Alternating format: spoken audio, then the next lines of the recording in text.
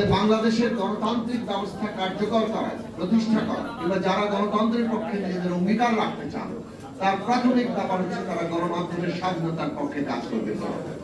আমরা আমাদের দলের পক্ষ থেকে আমাদের সংগ্রাম আছে, আমাদের অঙ্গীকার আছে যে গণমাধ্যমের স্বাধীনতা নিশ্চিত করার জন্য আমরা আমাদের সর্বোচ্চ লড়াইটা করব।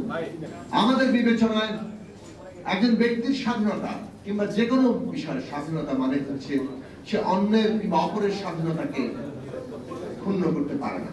বাংলাদেশের গণমাধ্যমের ক্ষেত্রে দেখেছি যে গণমাধ্যম কতিপয় গোষ্ঠীর মালিকানার মধ্য দিয়ে তাদের নিজেদের গোষ্ঠী স্বার্থের একটা সেবা করার প্রতিষ্ঠানে পরিণত হচ্ছে।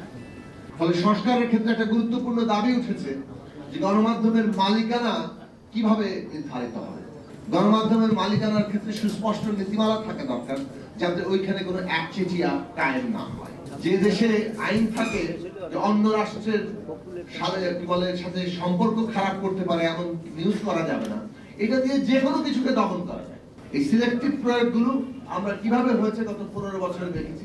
অনেক আইন হয়েছে, রাষ্ট্র এমন কোনো আইনই করতে পারবে না যে আইনের জায়গাতে আসলে কোনো না কোনো ভাবে সে গণমাধ্যমের স্বাধীনতাকে খর্ব করে। শেষ পর্যন্ত যেটা জরুরি জায়গা, খোদ সাংবাদিকদের নীতিমালা কি হবে, তাদের জবাবদিহি কি হবে। সাংবাদিকতা একটা ক্ষমতা, ফলে সেই ক্ষমতার যদি কোনো জবাবদিহি না থাকে তাহলে সেইখানেও বড় জায়গা। এখন এথিক্যাল জার্নালিজমের জায়গা থেকে সেই নীতিমালা নিশ্চয়ই আছে, এই বিষয়ে সাংবাদিকরা আমার চাইতে ভালো বলতে পারবেন, কিন্তু সেই এথিক্যাল জার্নালিজমের জায়গাটি আরো জনগণের কাছে সর্বমানুষের অধিকার নিশ্চিত করার নীতিমালার জায়গাতে আসা দরকার। সেখানে যদি নীতিমালা থাকে তাহলে সাংবাদিকদেরও জবাবদিহি করার জায়গা থাকে, এবং সেই গণতান্ত্রিক ব্যবস্থা নির্মাণের জন্য আমরা লড়ছি। এই অভ্যুত্থান, এত আত্মত্যাগ, এত রক্ত, তার মূল প্রেরণার জায়গা যাতে কেউ ছড়ি ঘোরাতে না হয়। এই দেশে অভ্যুত্থানের উপর দাঁড়ানো সরকার তৈরি হচ্ছে, কিন্তু মব আক্রমণ চলছে। এখন কোন জায়গায় মব আক্রমণের হুমকি দিলে তো সেই জায়গায় কার্যকর হয়ে যাচ্ছে, ভয়ের চোটে কারো চাকরিতে খেয়ে দেওয়া হচ্ছে।